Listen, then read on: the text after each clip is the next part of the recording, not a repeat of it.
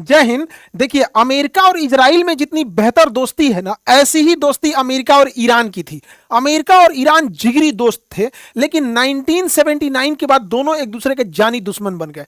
कैसे एक western culture को छोड़कर इस्लामिक रिवॉल्यूशन की ओर ईरान चला गया, और कैसे आयतुल्लाह खमैनी का उदय होता है, और क्या ये सिनेरियो होता है, आईआरजीसी कैसे बनती है, ये हम शुरू से देखते हैं। देखिए, ईरान में पेट्रोलियम की खोज हो गई। ईरान से अंधाधुंध पेट्रोल लेके अमेरिका और ब्रिटेन जा रहे थे, लेकिन ईरान के एक प्रधानमंत्री होते हैं, नाम होता है मूसाडेक, मोहम्मद मूसाडेक। ये क्या करते हैं, ईरान की जितनी पेट्रोलियम कंपनी थी जिसे ब्रिटेन और अमेरिका तेल निकालती थी, उन कंपनियों को इन्होंने नेशनलाइज करके सरकारी घोषित कर दिया, और रातों रात ब्रिटेन और अमेरिका की कंपनी को जाना पड़ा। इससे वहां के लोग बहुत खुश हुए और रातों रात मूसाडेक वहां के हीरो बन गए। लेकिन अमेरिका और इसकी ब्रिटेन की खुफिया एजेंसी, अमेरिका का सीआईए और ब्रिटेन के MI16, ये मिलकर इनकी तख्ता पलट कर देते हैं और इन्हें गिरफ्तार करा देते हैं, और ईरान की सत्ता दे देते हैं एक ऐसे लालची व्यक्ति के पास, रजा पहलवी के पास। और रजा पहलवी जब आता है तो रजा पहलवी वहां पर एक राजतंत्र ला देता है, और रजा पहलवी अमेरिका के इशारों की कठपुतली बन जाता है।